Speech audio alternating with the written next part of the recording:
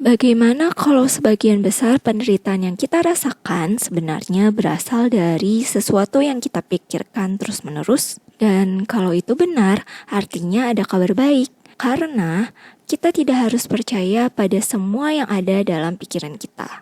Gagasan ini yang menjadi inti dari buku Don't Believe Everything You Think, karya Joseph Nguyen. Dalam video ini, kita akan membahas kenapa pikiran bisa menjadi sumber penderitaan dan bagaimana kita bisa mulai melepaskan diri darinya. Jadi, yuk kita mulai pembahasannya. Rasa sakit versus penderitaan. Kalau begitu, apa sebenarnya yang membuat kita menderita? Untuk menjawabnya, mari kita mulai dengan konsep sederhana yang disebut dua anak panah. Mari kita bayangkan kita sedang mengirim pesan ke seseorang yang penting. Sampai malam hari, ternyata pesan yang kita kirimkan belum dibalas. Kejadian ini mungkin membuat kita merasa tidak nyaman. Tetapi sebenarnya belum tentu membuat kita menderita. Dan inilah anak panah pertama. Tapi pikiran kita mulai bekerja, kita mulai mengandai-ngandai. Jangan-jangan dia marah. Atau aku salah ngomong ya kayaknya. Padahal, belum tentu semua yang kita pikirkan itu adalah kebenaran. Pikiran-pikiran itulah yang menjadi anak panah kedua. Bukan karena kejadian yang bertambah buruk, tapi karena kita mulai menambahkan cerita di atas kejadian yang sebenarnya. Kalau dipikir-pikir, mana yang sebenarnya lebih menguras energi?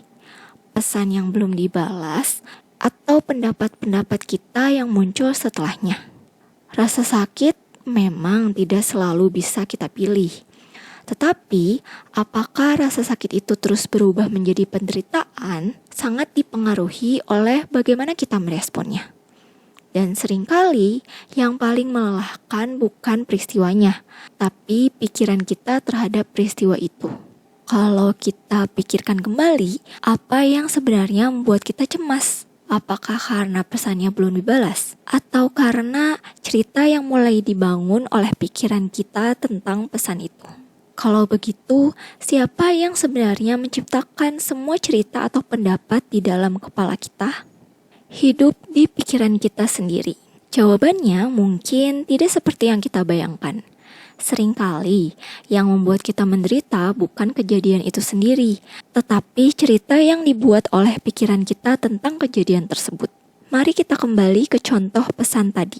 Bayangkan ada dua orang yang sama-sama mengalami kejadian itu, mereka sama-sama mengirimkan pesan, dan pesan mereka sama-sama belum dibalas. Orang pertama berpikir, ya mungkin dia lagi sibuk, tapi orang kedua berpikir, jangan-jangan dia sengaja nggak balas pesanku.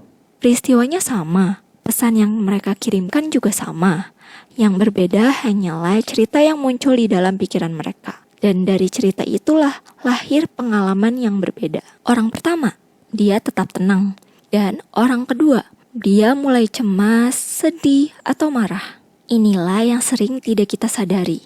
Kita mengira itu adalah reaksi yang spontan ada di dalam pikiran kita. Padahal yang paling sering kita respon adalah cerita yang dibuat oleh pikiran kita tentang kenyataan itu. Jadi, bukan fakta yang benar-benar terjadi di hadapan kita. Bukan karena hidup memperlakukan kita secara berbeda, tapi karena setiap orang memberi makna yang berbeda pada kejadian yang sama. Selama cerita atau pendapat di kepala kita tidak berubah, pengalaman kita pun cenderung akan tetap sama. Dan akhirnya muncul pertanyaan besar. Kalau semua cerita berasal dari pikiran kita, kenapa kita sulit mengendalikannya?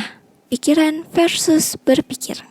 Disinilah kita akan membedakan dua hal yang sering dianggap sama, yaitu pikiran dan berpikir. Pikiran muncul begitu saja. Kita tidak memilih pikiran apa yang muncul di kepala kita, tapi berpikir adalah ketika kita mulai mengikuti pikiran itu, mengembangkannya, dan mempercayai seolah-olah itu adalah kenyataan.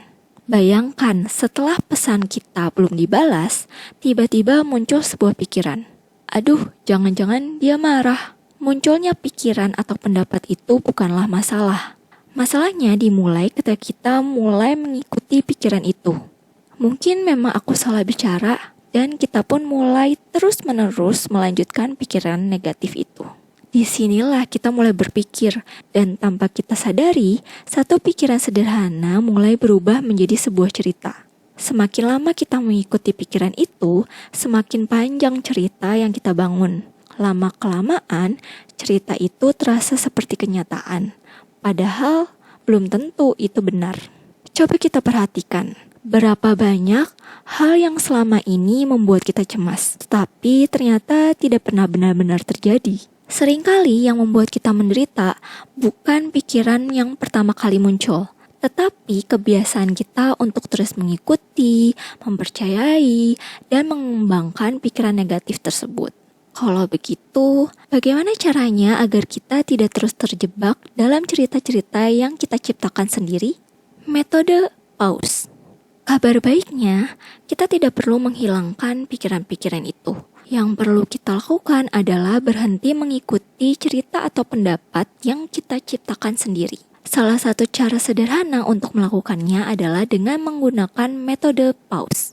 Ketika pikiran kita mulai berkata, kayaknya dia marah, kita jangan langsung mempercayai pikiran tersebut. Jangan langsung juga mengikuti pikiran itu. Kita bisa berhenti sejenak, tarik napas, dan baru mulai memahami pikiran itu. Dan itulah langkah dari metode pause. Jadi, kita akan membahas lebih detail metode pause. P atau pause.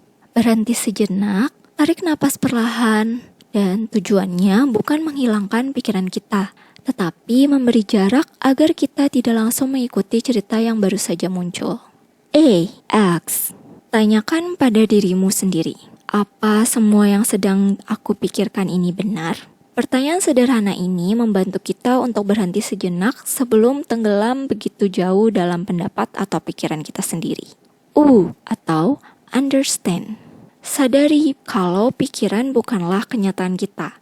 Itu adalah satu kemungkinan di antara banyak kemungkinan lainnya.